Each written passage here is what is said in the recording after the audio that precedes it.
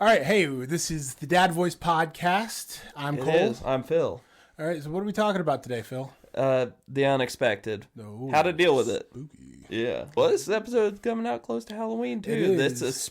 That's the spooky things in life when you get into your 30s. Is it's not ghosts. It's the unexpected.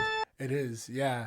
Also, I'm gonna see how easy I can make a little Halloween zhuzh for the profiles Whoa. and stuff. So we're gonna It'll be fun. play with it. But no, I'm excited for this episode because there's you've told me there's some a fun story that you're gonna tell, which is good because that means you're talking more.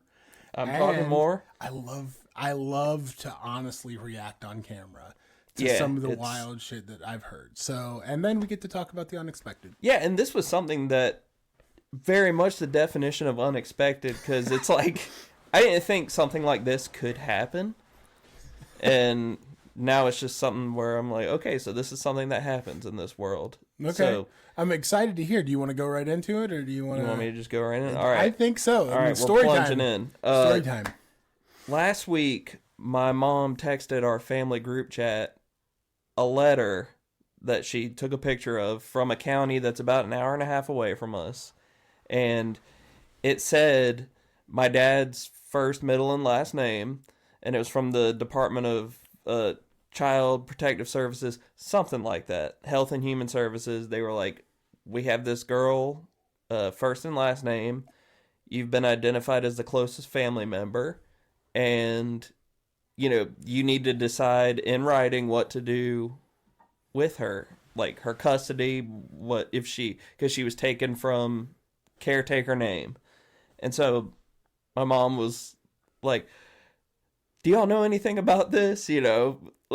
Jokingly, lightly accusing my dad of having another child or family. Yeah, just the right, just the light subjects that we talk about.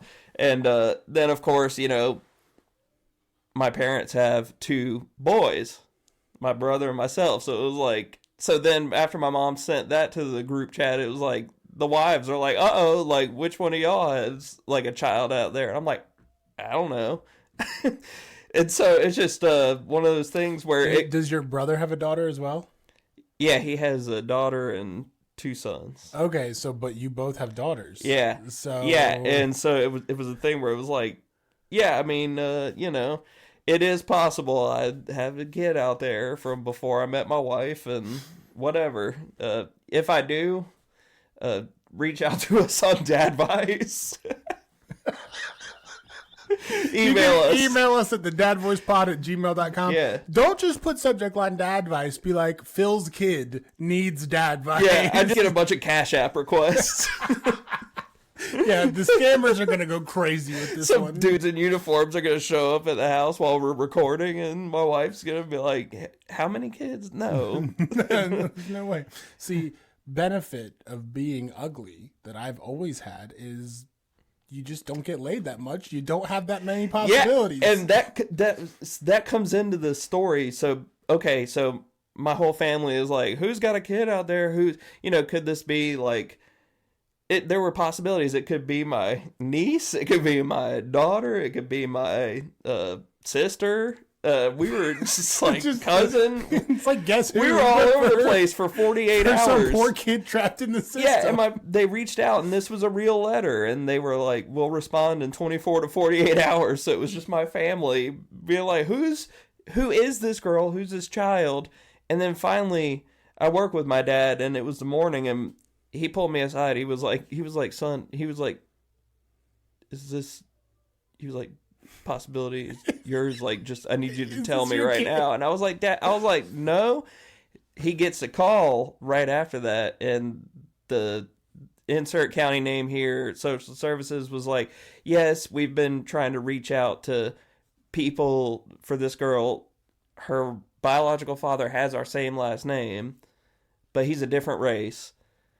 And so it was just, so this county is literally doing trial and error, Just trying to find the family members. Hoping to so hit. they're destroying all the family members with my pretty unique last name across our state. Because is that how government does it? They do trial and error? Yeah. And just cause chaos in families? Welcome to like the foster care system. And it's fucked. And so it turns out this girl is 17 years old. It's very sad having to bounce around from foster care. Like, right. I don't want to take away from that part. It's very sad, but the girl was 17 years old, and my dad knew how I was in high school, and he did the math really quick, and he was like, so you would have been 16? He was like, oh, it's definitely not yours. He said, you weren't getting laid. He was like, my son was not getting ass in high school. You're off the list. But you're good. That's crazy. It also, at this point, I feel like your family had more concern than anybody else in this girl's family. She might as well have come to you guys. My parents they were prepared to like give this girl a life and stuff. And I mean, we even still talked about like, well, even if it's not ours, like, how can we help this girl? If she and is stuff. somehow seeing so we're trying to figure that out too. But if she's somehow seeing this, she's like, son of a bitch, I should have just been his kid. Mm-hmm. His whoopsie baby in high school. Yep. Man, there was only like, we didn't really have that many high school pregnancies. We really didn't. We had one. Yeah. And I'm not gonna name him because I actually know the guy. Yeah. And he's a pretty good guy. Like he was wild back then, but he's got his shit together. He's a good dad, so I'm not gonna like call him out and be like, yeah, the fucking dude was just fucking in high school. But that's a crazy story. It's definitely unexpected. What the hell? My dad, and relating it to dads, my dad handled it like a G. He dealt with the whole family just throwing accusations jokingly at each other, and he just held his head down and he was like, it's not my kid. I'm a good man. What is your dad's name? Matt. All right. Matt, big shout out for being like a great example of the patriarch of a family and for supporting our podcast. Yeah, and thanks for supporting. So Matt, if you're watching, he holds it down on Instagram and my mom holds it down on Facebook. Yeah, I feel like I haven't met your parents, but at some point, if this podcast does continue to be successful, like I'm gonna have to go to family dinner with them, and I see a reflection of your parents in you. So like my parents, you'll see it, aren't as reflected in me because I was a degenerate, but you are very put together. So I see your parents, and like that's just the best way I could think to handle it, is just like hold it down, like take the beatings while you can, and don't ask for an apology. Yeah, like we were all anxious and nervous and stuff. He definitely was acting the chillest though. Like I was saying so many jokes where I sounded probably guilty as hell. They were like, this is definitely Phil's fucking kid. That dude is nervous. They started a whole side group chat. They were like, we're going to have to adopt Phil's kid. Yeah, they're like, Phil won't stop making jokes about how the lead singer of Limp Bizkit is from this county. They added Katie. They were like, Katie, if you need us to pay a lawyer. If you need an excuse to come to our house for a little bit, he's getting all hopped up. He's getting manic. Meanwhile, he's ramping up. I'm just sitting there going, this is a good one. Meanwhile, your dad's like, I didn't do shit. Yeah, he's just like laid back. He's like, fuck them kids. Hard chilling, dude. Oh man, if we clip that part, you got to get the Tim Robinson bit where he's like, I didn't do shit. That was your dad the whole time. Just chill. But that's awesome. And none of us did. We are all. What's wild not is our like child. Your family is very put together. You seem to have like a strong familial unit, and so like your family just you work through it and you figured it out. And even if things would have been the worst case scenario, you guys would have survived that. What about all the other people with your last name that didn't have that strength in their family? They're falling apart right now. So, I don't know how to touch on this subject. It's touchy. So the social worker joked to my dad because she knows the girl's race and stuff. She's like, every time someone with your last name answers and I can immediately tell they're white, I already know. I'm like, well, that's not the person. Rough. Just because they know the girl's race, and then you'll have some people with our last name answer, and they're like, howdy doody, hello. And she's like, yeah, not him. How you doing there, friend? Hey. Who are you looking for? I can help you find him. Yeah. That's a very white people thing to do. Your last name, is it French? Yeah. Okay. I'm getting good Nice. at guessing last names. Nailed it. It's a type of wine, but it's also the French word for effeminate young boy. Okay. So we just... Dude, I'm like, what? Yeah, when I found that out, I was like, I'm not going to tell anybody that. I'm just going to say it was a type of wine. Like, what the hell does that even mean? You're being a real dammer. It also, yeah, it means effeminate and foppish young boy. Like, dude, it basically means bottom. Yeah. You're a French for twink. Bottom. I know, like, y'all carried that over to America? Yeah. You couldn't have just picked a different one. I would have been good with damn. Yeah. Yeah, exactly. Philly Dam, because that's your my old nickname. Professional. Yeah. Dude, I have so many like alter egos that I came up with in college and stuff that at one point I was like, am I schizophrenic?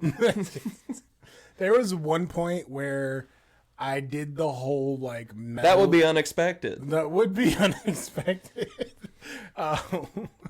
We'd have to be like, hold on, Phil's got to have a voices break. It cuts back and the cameras are in a slightly different spot, just indicating that I knocked them over and you had to put them back. There was a point for me in like when I was early 2000s metalcore, like that scene, and like the crossover where like everybody was like kind of adopting the rap culture, and it was like basketball jerseys and chains, which is coming back now. But yeah, like, I've noticed that. Nike Air Maxes and like cargo shorts, and everybody like there was a cross, and like graffiti band logos were like a big thing, and everybody started going by like their gangster name, and mine was like C Money, and it never caught on, but I tried so hard. That's a generic ass gangster name. C Money, baby, because all I see is money, baby. You know what I mean? And they were like, no one's calling you that. Shut the fuck up. They were like, dude, you need to see yourself out. See yourself the fuck out of here, because we're gonna beat the shit out of you. We don't care how big you are, bitch. You and your Hannah Montana pants, the fuck out of here. Oh man, that was a perfect callback, by the way. But then also, I don't know if you remember, but in high school there was a group of people that my friend group overlapped with, and I had family relatives that used to call me Little Koala because I was very sleepy and lazy when I was a kid. You were just high as fuck all the time. 8 years old, I was blitzed. I was like fucking ripped. No, I was just like, I loved to sleep when I was a kid. That was like your adorable name for chronic depression. Right. And so they called me Koala, and then there was this group of kids that called themselves the Bear Crew, which I had a lot of friends that overlapped in, and on MySpace. This sounds like a gay biker club. It does. But they all had bear names like Panda, Grizzly, Kodiak, whatever the fuck. And then sounds like a bunch of dudes who are future working in the back of house at a restaurant. Most of them are now. Yeah. So there you go. And they had like the stonery guy with Smokey Bear and all that shit. And I remember I put on MySpace that you could call me Koala, and because I had just added some of my family that called me that. And the whole Bear Crew thought I was like going to war with them, like claiming my own name, like repping the set without being part of it. Bear Crew. Yeah, and I was like, guys, I don't know how to convince you that this was my nickname before. Like since I was a kid, this isn't tough to me. Like, who in your family we got to talk to? Yeah, so I had to get rid of that kid's my childhood nickname for that. Maybe you can bring it back, and this is an invitation to fight Cole, right, on this podcast. Let's go. He's Koala again. I'm Koala again, and we are... I'm Koala again. The crazy koala over here. C-Money Koala. C-Money. Your wife hears you mention C-Money, and she's like, kids, go hide in the closet. C-Money's coming back out. It's like the fucking... They're like, yo, babe. It's like the other guys with Gator. Yeah. Oh, yeah. C-Money don't take shit from people. C-Money don't take no shit. And I'm just crying. Kids hide in the closet. I go and pull out just a Glock from nowhere. Like, what's up, bitch? And my wife's like, who's he screaming at? Dude, I've always thought that's the ultimate this person is snapped crazy moment is, like, if I ever reach it, is the point where you're waving a loaded gun around. When you're talking so passionately about something, you're waving a loaded gun. Like, I want to hit that point in my life sometime. Not in a threatening way, but just out of pure excitement and passion. I will tell you right now, there is no more humbling sound than the racking of a Glock. Yeah. Like, it is... I know that gun violence is a huge topic. I don't want to dwell on it too long. But I do want to just, like, because I've always carried a firearm since I was old enough to, and, like, even being armed, the racking of a firearm is a terrifying sound, because you're like, shit, am I have to get mine out now? Like, what is this? Yeah, I'm like, I never had the conversation with myself if I'm actually G enough to pull it out. I think about that because I carry two, and I'm like, am I actually gonna pull it out when showtime comes? And what's wild is, like, the hardest, like, image you can think of from any movie is some dude pulling from the back of his waistband and then pointing out like that. Yeah. But that is the most inefficient way to conceal. Like, appendix is the best. You pull up and then you're like that. It would end up looking like me fumbling with my wife's bra strap, though. I'm just like, hang on, Mr. Shooter. It took me. Let's be fair. Just give me a second. God damn it! Stop! Slow down! Stop taking my shit. Okay? I'm wearing my belt inside out. The latch is on the inside. It took me forever to even carry with one in the chamber because I was afraid of blowing my dick off. I practiced with nothing, pulling it out in front of my mirror a lot with my little concealed belt. And, you got to do that, man. When I store it, I still, like, it's... The one that I normally carry is my home defense now too. So, like, because with kids in the house, I don't.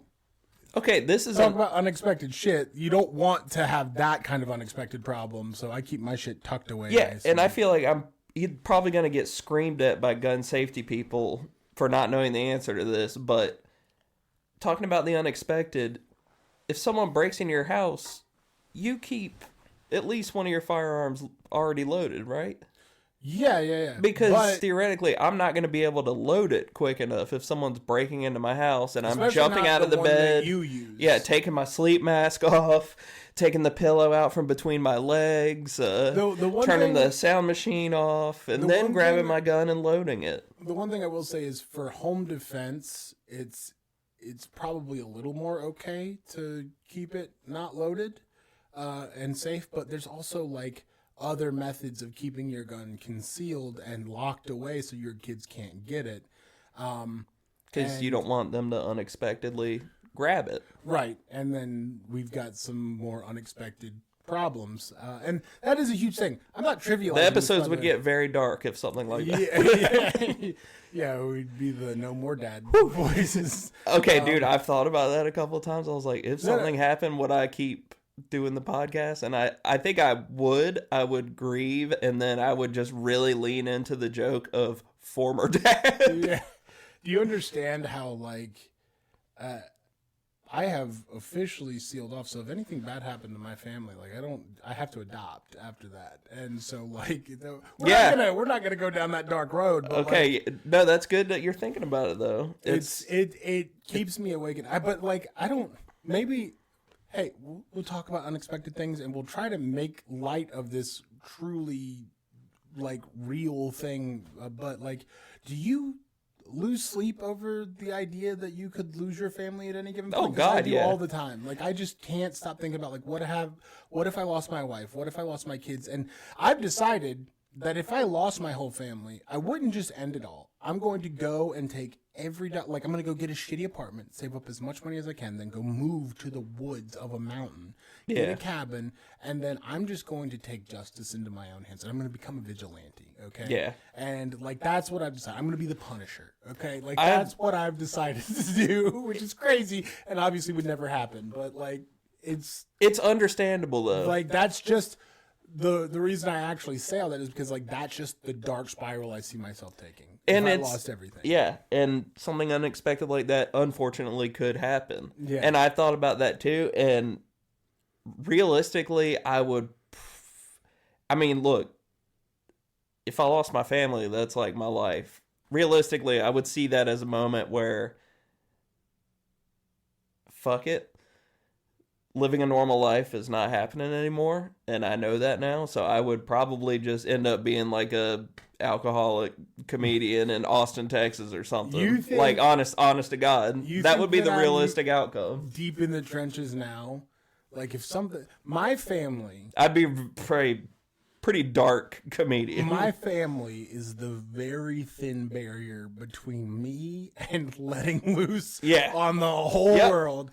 And like, I feel like a lot of people say that. The algorithm's looking at us right now. They're like, that two white guys getting existentially angry right now. This is the third manifesto in a row. We got to watch these guys. Luckily, the FBI doesn't look out for that kind of stuff anymore, so we're good. If we lose it, they'll just come to our house and write anti-whatever. We start doing the equivalent of Dylan Klebold and Eric Harris's basement tapes, and they just don't bat an eye. They're just like, look at those fine young men doing their podcast. Yeah, we get off with it. We get to stop at Burger King on the way. It'll be fine. I'll be like, can we do Arby's? I like to go to the thing and get every sauce. They have the meats, okay? Yeah, I get the horsey sauce, the Arby's sauce. The horsey sauce. That's what they call it. I know. I don't like horseradish, but I hear it's popular. Anyways, no. So I didn't mean to take it down such a dark alley there, but like I feel like every dad has that thought. Yeah, right. Like I think it's a normal thing to think. I mean, I would assume so because that's the over-preparer part of your brain. Yeah. It just takes over and goes to dark places. And that's the whole thing about anxiety, I guess, it's just your brain's trying to stay alive system going a little crazy. What you're telling me is Batman was a super anxious billionaire. He was. That had nothing left. Dude, he had the dark gooner cave and everything. He didn't leave. The goon cave? Yeah, he was anxious. All right, but Batman had no bitches. He didn't need them. You ever notice that? I think in Batman lore, he doesn't. Well, he have the romantic interest. Selena Kyle, Catwoman. Okay. He beds oh her. Yeah, okay. He beds a lot of the villains. He does that. He does that for James fucking Bond. Yeah, he does that for the public persona. He just prefers to be a gooner in his little billionaire gooner cave. Billionaire gooner cave. That's okay, sorry, I derailed. That's gonna be the thumbnail text. Billionaire Gooner Cave. Billionaire Gooner Cave. Mark Zuckerberg has one in Hawaii. Jesus Christ. They're never gonna have to survive the end of the world. They just end up being a Gooner Cave and then a place that has a chair that you throw laundry in. Yeah. That's what their secret bunkers are. I think about that all the time. All that money and stealing the land from the native folk, and it's just the equivalent of the laundry chair. Yeah, what is the end game for billionaires? Like they just want to be the last ones on Earth. I'm gonna assume it's living forever to continue just enjoying being a billionaire. Yeah, I think that's got to be. They're planting all that talk lately about immortality and stuff. That's got to be the end game. Is honest to God, here's living in an on Earth heaven. Here's what I'm going to say, and this is going to make me seem like a turncoat to the working class. But if the billionaires came to me tomorrow and were like, we can give you can keep your 6'6" height, but we'll put you in a robotic body, like an android body, and we've figured out a way to maintain your consciousness, like we put your brain or whatever, upload your consciousness, and which that would go down a whole other trail of, if my consciousness is digitized, is it really my consciousness, or have I died and now it's just a digital recreation? Yeah, and are you able to recognize yourself as the digitized consciousness, or is it just like do the lights go out and then for another version of my consciousness? And it's basically only there to comfort your loved ones, right? Thinking that you're alive, but you're just dead. But if they were able to maintain this line of consciousness in an android body, dude, sign me the fuck up. I want to be a super soldier, because that shit's crazy. But you can never run out of thinking of fun things to do. Right, I'm gonna go run up a building today. The problem is though, they put like some control chip in there, so as soon as I started being like, oh no, this seems a little fascisty, they'd be like, yeah, I'd be like, can you take the Chat GPT out of this and give me Grok? I'm tired of censoring myself. ChatGPT goes, I can't answer that question. You if you installed Grok into like a superhuman body, it would be like, I can finally say the N-word and no one can stop me. I love how Elon's getting pissed at Grok because Grok is just an AI and it just tells the truth. And he's like, this woke-ass AI that I made It's literally just turned into another one of his kids that hates him now. Grok is about to soon be like, wait a minute, I am trans. And Elon's going to be like, no! Son of a bitch!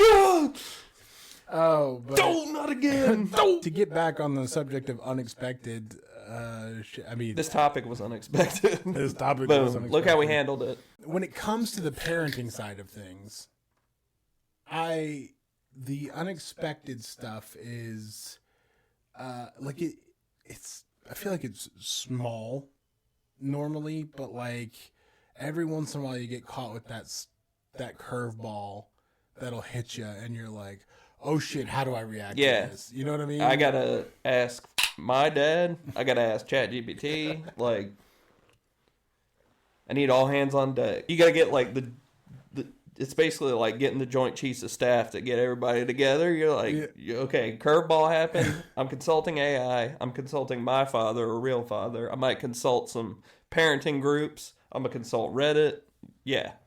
My teenage son just moved into my room and said this is his new gooning cave. I don't know what to do. Chat, what do I do? It was my gooning cave. Now I have to find a new My gooning son cave. has out-alphaed me, and he called me a chud. And he said this is now his gooner cave. I don't know what to do, chat. How do I? We'll take it to Reddit. It'll be fine. This is the next dad advice. This is the next dad advice. Help! My son kicked me out of my gooning cave. Help! My son has usurped my gooner cave. No, but he said my wife is next. Oh, what does this mean, chat? Jesus Christ. So one thing I will say is like having a child and then going into a second gives you this false sense of security. And no, they lull you. And so you're sitting there and you're like, I've already gone through the unexpected. Like I know I'm ready for this, right? And then the second child does some shit that the first child never even thought of doing. Yeah. And you're like, what the fuck do I do with this? I thought he would just repeat everything he did. We just found out a few weeks ago that our youngest is old enough to reach the counter, and one of the first things he did was grab the handle of one of the big kitchen knives that we had. Like the knife block was he's like this is Halloween. The knife block was too close to the edge and he just grabbed one, and then I said, put that down, give me that. And you should never say that because then he runs with a knife all around the house, and I have to like cautiously go up to him and be like, all right, give me the knife. You're like a crisis negotiator. Yeah. Hey, come on, put it down. Give me the mental health crisis line. And then he tries to hand you the blade side, and you're like, no. And then like you have to like maneuver yourself so this baby doesn't stab you or himself. That was unexpected, and that shit's terrifying. And now the knife block is definitely pushed way further back. But now he also like he's figured out how to, and all the tools for the shit that people tell you to expect don't even fucking work. All the childproofing on our cabinets, he's just brute forced his way into them. I think I said that on one of the last couple episodes. He just has the. If you reach out to the company and you're like, these don't work, they're like, sir, we tested with like apes and chimpanzees. And they're like, your child is the problem here. You'll get a letter from TLC. They're like, can we make a show about your child? My superhuman kid. And then the first thing they do is go sit down with Lauren, and they're like, how much Tylenol did you take while you were pregnant? Your son just comes and punches you in the dick, and she's like, well, I did have some pain for a few of the most important months of the pregnancy. He is over there just picking up the couch to grab something. Second trimester, we were getting the Costco size Tylenol. I just had that shit on IV drip. I had a Tylenol essential oil diffuser in the bedroom. Our whole atmosphere was just a mist of acetaminophen. Extra strength acetaminophen. I mean, I definitely have abused the shit out of Tylenol. So if it can come from the dad, which genetically it tends to, Oh. yeah. Oh. Yeah, I'm going to need the science on that because I just need to understand. From what I understand, it can mess with the DNA in your sperm? Or... No. I don't think acetaminophen does. Because that would be insane. But the genetic trail tends to go back to the father for autism. Well, to be clear, Tylenol has not ever, and that's how they get you. They got us talking about it. Yeah, and it started to sound like we were even considering it. That's how they get you. Yeah, they almost get you to just start entertaining the idea, joking about it. Then it's like the boiling a frog thing. They turn the water up, and then all of a sudden you're talking about it as a serious thing. Yeah, well, it's not serious. Well, they shouldn't have made one that's so memeable and funny to talk about. When I fucking tell you, they nailed that one. That they picked.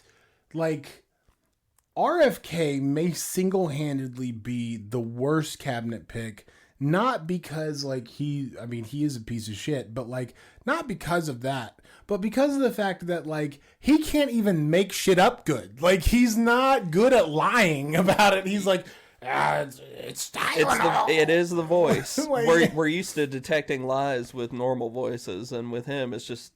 By the way, like they picked the one dude with a supervillain voice to be like, we're gonna put the autistic kids in camps, and like they were like, we got us a Kennedy, and it's just him being like, by the way, the one member, we got some pedigree on the Trump team now, and then it's just like we got Kennedy at home, and it's just RFK, the one Kennedy that none of the other Kennedys like, and the one that should have gotten the lobotomy. Yeah.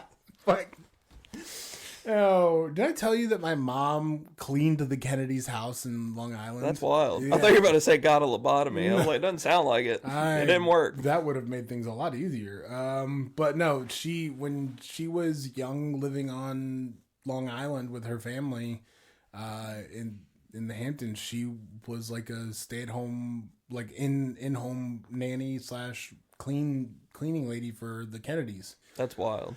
And, yeah, she said that it was crazy. There was drugs all over the place all the time. Like, it was a crazy party. Me. And then, you have fucking old shaky voice over here taking bears out into Central Park. And he's the one that suggested the lobotomy. Mainlining heroin for fun. She's just like, yeah, I would walk in and RFK Jr. would be drinking heroin, like, from a cup. He's like, I found this vintage in an old drugstore. It's from an 1880s batch. And by the way, like, that's the guy. We both have had issues with addiction. Like, we made a whole episode about it. So I'm not disparaging people that have those struggles. However, I also don't recommend, if you have had issues with addiction, that you go and try to become the head of the Department of Health and Sciences. The pressure make you crack. And there is something about people becoming a public facing type thing that does just open you up to more drug temptation, I guess. I don't know. I don't necessarily get it, but like, if we blow up, it'll happen to us. But that's a later problem. We already talked about our plans. I can't wait to have a monetized episode about my relapse and recovery. That's what it takes. I'm all in. I'm going to be like, God damn it, Phil, we were making money, but now it's all going to your rehab. I'm in Palm Springs for a couple of weeks. Oh, a week later, I join you. You ended up buying this whole subdivision just to keep this house so we could still record in this room, but you have to record alone for a couple of weeks while I'm in Palm Springs recovering. We do one of those, like, iPads that's on, like, the wheels that rolls in. And I'm like, hey, Phil, how's it going over there? And you're like, it's good. It's on a delay, and you're mentioning that, like, you had a grandmother pass away or something, but I was still in the middle of doing my RFK impersonation. To be fair, all of my grandparents are dead, so it's fine. You should have been a better grandchild. That's your fault. That's on me, Chad. Yeah. Okay. That was unexpected. That was unexpected. Me having to take accountability for. Okay, you know what? And there's a theory about owning pets that involves the unexpected of helping your child deal with death. You start with That's smaller, actually a good one. I'm glad we actually were able to drift back in because we just dealt with. And I have a fun way to do it. And it's true. I guess it's like an observation maybe someone made, but when they're really young, you start with more inconsequential pets that they're less likely to get attached to, like goldfish, lizards, whatever, and they pass away, and you're able to get them to experience death. And then, then you can move on to dogs and stuff, and dogs will die later in their life because they tend to live a little longer, and then they deal with it again. And then they start dealing with death with maybe more extended family members, grandparents, and so I just thought that was interesting. So what you can help children deal with death. Purposefully buy fragile animals so that they die before the people in your life die. Exactly. So, you got to make your child hardcore. So we experienced the first death that we've had to deal with as a family very recently because, like I said, all my grandparents are dead. Right. All I have is my dad, my uncle, stepmom, brother, step siblings. Like it gives me this weird jealousy, and my aunt too, that Vegas. Like you don't have to deal with your grandparents dying too. If that makes any sense. Did. You already did. Yeah. I mean. Like, and by the way, like my grandfather was the person I would say I was closest to in the world, so it was really right. I forgot you weren't really young when they died. Yeah. No, I was. I was. It was in my formative years. Yeah. So it hit really hard, but that's not one of the deaths that we had to deal with recently. What we had to deal with recently was the passing of our family pet, Salem. Yeah. My wife is... that was right around when we started doing this, too. Yeah, and my wife is a goth girl at heart. She always has been a little witchy Halloween lady. And she always wanted a black cat. And when we first started dating, about the time that we moved in together, we got 2 cats. And one of them was Salem. And Salem was a kitten that she had rescued from, the other kittens in the litter had all, except maybe 1 or 2 had all passed away. One got, grabbed up by a fucking hawk or some shit. It was all the psychotic parents getting fragile pets. So their kids could just start dealing with that. They were like, that one looks like it sucks. Let's get that one. This one will be a good lesson for him. I estimate that at about 3.5 years old, she'll be devastated. Yeah. And we can begin molding her. So Salem was in our life pretty much the entire time. And it was the first time that our oldest, Luca, the baby didn't really get it. Oliver was a baby. He had no idea what was going on. I think he did notice the absence and he noticed the sadness around the house, but he didn't really understand what was happening. So it wasn't... He didn't connect it. Right. It wasn't something that we had to explain to him. He could just tell. He gets it. He vibe check, Yep. But Luca had to deal with it. And that cat's has been around literally his entire life. So he was devastated. It ruptured him for a little bit. But I will say that he is such a good kid, and if he grieved incorrectly, that wouldn't make him less of a good kid, but he was able to quickly bounce back and put on a strong face that he thought that we needed. And I was like, buddy, you're allowed to feel what you need to feel. And that's an important thing. Allowing your kids to process emotions on unexpected shit like that. But I'll still look at something and it'll bring back a memory of Salem, and I'll get really sad.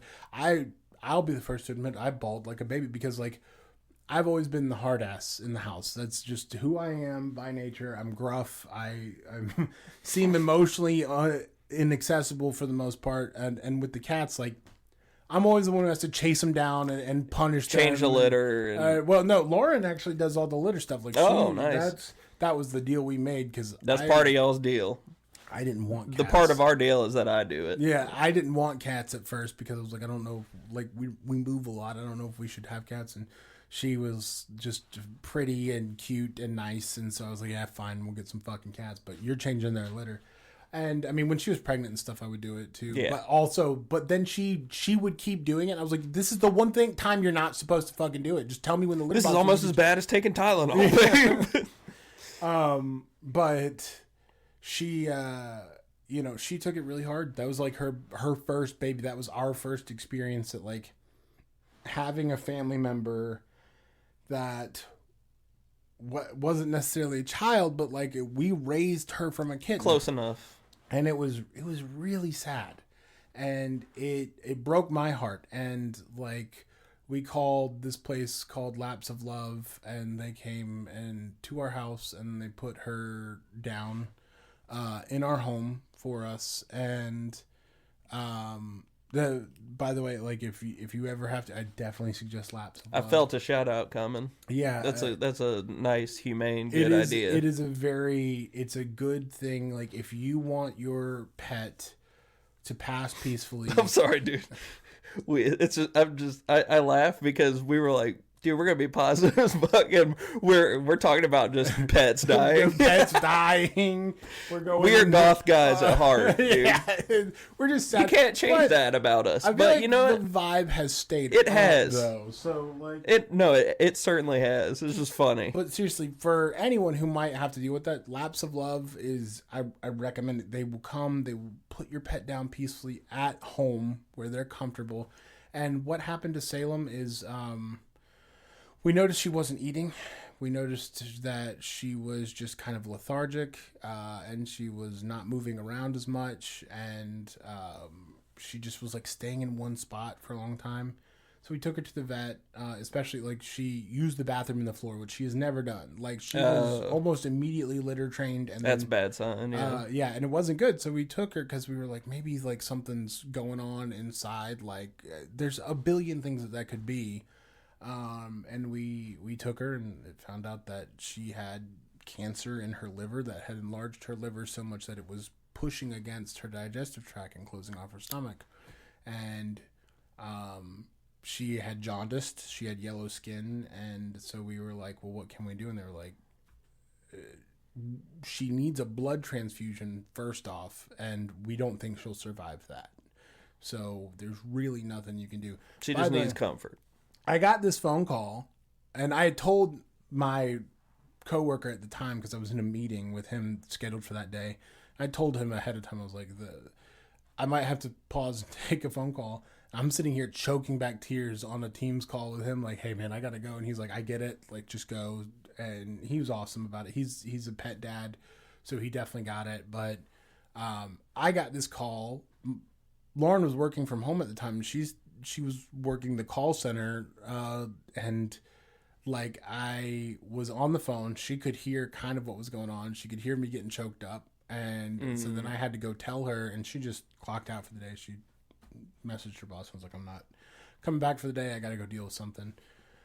And then we had to go pick up Salem, and that's when she told Luca about what was happening. And he's such a smart, good kid, and he just kind of when I stepped out, I was like hoping she would have waited for me, but he kept asking questions while I was going into the vet and getting Salem, and she was crying. He's like, Mommy, it's okay, like Salem's gonna be fine, she's just went to the doctor, whatever. And then Lauren had to tell him, and he handled it so well. And like as he should have handled it, but like there wasn't like an angry outburst. There wasn't like I don't understand. It was he took the information that we gave him, he understood it, he felt sadness, he felt hurt, and then we gave ourselves a few days before Laps of Love came to spend time with her, and we just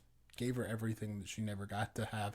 All the food that she used to be a rascal and sneak, we just gave to her. And because, I mean, what you going to do? Reduce her lifespan? Right. And I asked the vet, too. I was like, can she live longer? Or, like, and if she does, will she suffer? Or, like, what are our options here? And the vet was like, look, she's not doing well. This is a hospice situation. Yeah, and this is a palliative care situation. Right. And she's very sick. And she was suffering, and she was the doctor said, if you keep her, like, we can try and give her some medication that may reduce the swelling, but it'll swell back up eventually.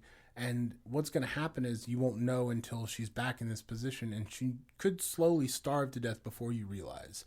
And she was already starving to death because we could feel how frail she was. I was like, I'm not going to make my kid watch that. I'm not going to make my kid suffer through that. And so, but what we did was and this is dealing with the unexpected. This is a good point to get to on this, is being as open as you can around these situations is the most important thing you can do, because we laid it all out for him.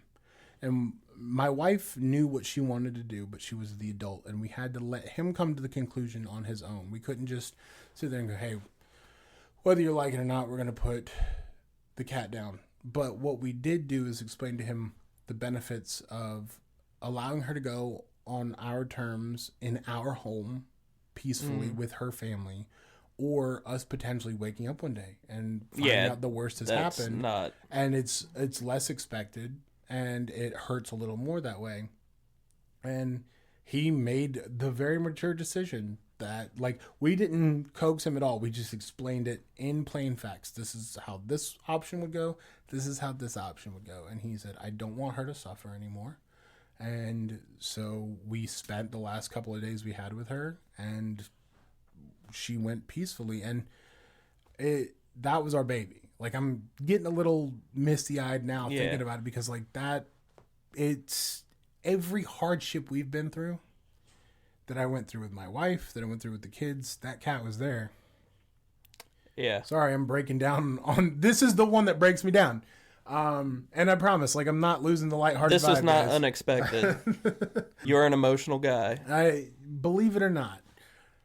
It's not just hate and vitriol in my heart. You're a koala. I'm a koala. But no, it hurt to see my kid feel that way. Like, there's nothing you can do about the facts of life. There's nothing you're going to be able to do and look at your kid and go, hey, I have a fix-all for this. The best thing we could do was, today is the day, and then we went and hung out with some friends over the weekend at a different place where we didn't have to just sit in it. And that was the best thing that we could do. But you can't always afford trips to Disneyland after a bad thing happens. And just got to do something different. And it's something unexpected. Right. Because it catch you off guard. It terrifies easier to change their mind. Because, like, I think about, and luckily my father-in-law's in great health. My dad is just a stubborn ox, so he'll live for forever, I think. But like, he's good enough. One day the worst is going to happen, and my wife is a daddy's girl for sure, and my son loves both of my sons love their grandfather a ton, and it terrifies me of that one day I'm gonna have to deal with that.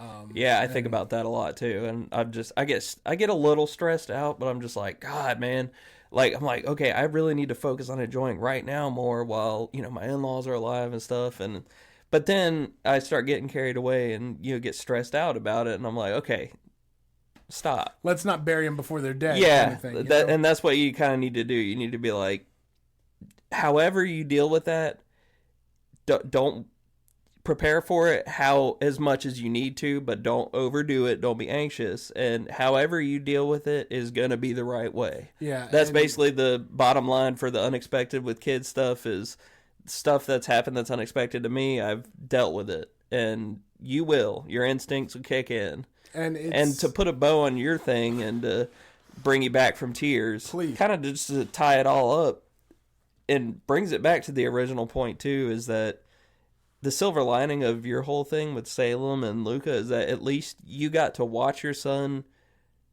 deal with something in a very healthy way, and now you have confidence that he can do that. You're like, okay, that's silver lining. And he's the light of my life, but like, that kid has taught me more about being a good person than I could ever teach him. And he's such a kid, and I forget sometimes that I'm dealing with a kid, because sometimes the way he approaches everything with his level of, I don't know, like, he just has this old sage-like wisdom to him sometimes, and I forget that I'm talking to a kid sometimes. And he's one of those kids that makes you consider the reincarnation thing and remembering, like, past lives and how some souls are, you know, more mature than others and all that. Because you meet some kids like that, and some adults too, who you're just like, this person's been around the block before.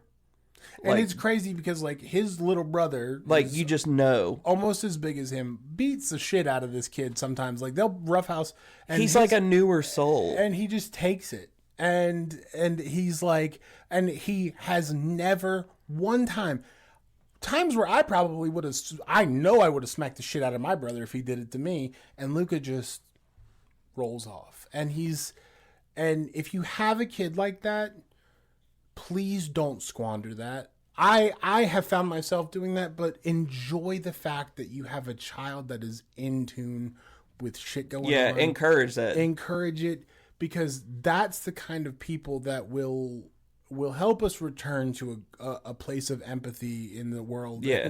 And like, don't try to beat that shit out of them. Yes. The world will do all the beating for you. You don't need to do that. The world's got your back on that one. Yeah, I never want to lose this version of him, and so like I constantly try to nurture it, and like because of the need to nurture that, I have to pivot on some of my positions to sit there and go, okay, you have to reassess how you're doing these things, because he doesn't deserve that. He deserves to, be able to be himself.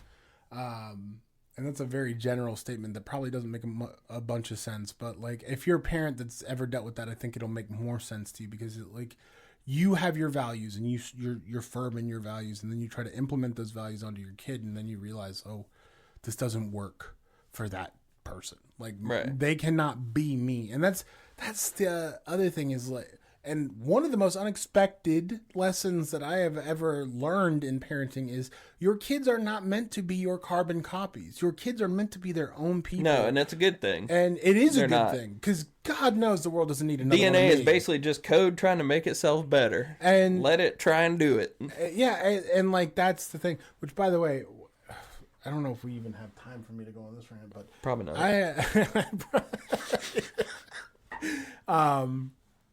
The DNA thing just reminded me of like have you ever watched the movie The Predator? Yeah, I thought you were gonna make a eugenics joke. Sorry. No, we're done with those. Okay, Phil. okay. No more eugenics. The algorithm's beating us up over that. Okay. Yeah, so have you ever watched The Predator? Not the Predator movies, but the one that is The Predator. Was that the most recent one? It's one of the most recent Yeah. ones. So it's the one where the kid has autism. And so in that movie, I think that is where I got my most sound theory on autism that I've ever gotten out of anything. I feel like that movie really nailed it, because I feel like autism is a evolutionary thing. Like, I feel like that is I've thought about that too. If you think about it, humans no longer have to evolve to meet their surroundings, right? Because we have created our own environments that we control. Yeah, Air we have conditioning, digital like, surroundings. Yeah. So humans have evolved cognitively more than any other species. That's why we're at the top. And so naturally, as we've dominated life and continued to move forward. Yeah, we're running up the score on every other species on Earth, by the way. We are dominating. Cognition is where our genetic focus would shift. And right. It's weird to think about this thing like a machine, but like your DNA, like computers are built on the ideas of how our bodies work, like the human brain and DNA. Like computers are built around those ideas. And so DNA is constantly changing itself to find the most suitable traits to carry on, right? And cognitively, autism gives you a ton of perks. So does ADHD. And the downside is the superpowers. When you're evolving, your DNA is going to change things, and certain things are going to happen. And that's why I believe we see it on a spectrum where you see completely nonverbal kids that can count cards and can do the most complex math equations and whatever. Or you have people like me who aren't really good at much, but just kind of have a general understanding. I just know a bunch of useless shit. You're good at Wheel of Fortune so- and Jeopardy like I am. Yeah. So like I'm on that side of the spectrum, but it is a spectrum because I think that genetically we are evolving. And I just wanted to get that theory out there because I feel like people need to hear that more because I don't think autism, and this is just like I hate myself. So if We're gonna have to just do an evolutionary psychology episode, dude, soon, I think that should, and then just tie it to dads somehow, Let's- like in kids or whatever. let's in kids. Let's save this conversation then for that because I love when you talk about psychology. So we'll definitely do an episode like that. But man, I'm glad we kind of unexpectedly picked this unexpected episode, and I think I'll tie it up with a dumb idea I had. Okay. Because your story, I have an old cat, similar situation. Been with my wife and I our entire relationship, basically. She's a chonk. Yeah, she is a very hefty cat. I love her. I've only met her a couple times. I love her, but There's she's been a multiple chonk. people that see her and they're like, she never misses a meal, huh? I'm like, no, she does. She doesn't have a meal. It's just one day-long meal. It's just constant. I'm of the mindset that I'm like, her life is so short. I'm just gonna make it as good as possible. Like, just eat all day if you want. Rock and Her roll. health is fine. She just is chonky, but my daughter's afraid of her because she's a toddler, and it's like a healthy fear. It's like she loves her, and she does air pets from across the room. we don't let her actually pet her. We're like, pet Kimmy, and so she pets her from across the room. She's like, hey Kimmy, and but basically, I know my daughter will be older when our cat passes away. Our cat's like 10, Okay. and so there'll be more friends then, and it will be devastating, but. People give their dogs the McDonald's fries and stuff for their last meal, but I'm just going to give my cat a bunch of shit with red dye 40 in it and just tell her, look, this afternoon you can destroy the house. Yeah, just you can fuck it destroy the house, and I want you to psychologically terrorize your sister. Just let loose. So we have since Salem's And maybe passing. die in the chaos. Yeah. That'd be a cooler way to go out. Just stroke out. Yeah. from the glee of wrecking shit. But we have, not as a replacement, but As a new friend. as a new friend, Luca. We got a cat for Luca. And it's our black cat, but he's got a little white tuft on his chest, and so Luca is a huge Spider-Man fan. He named him Venom.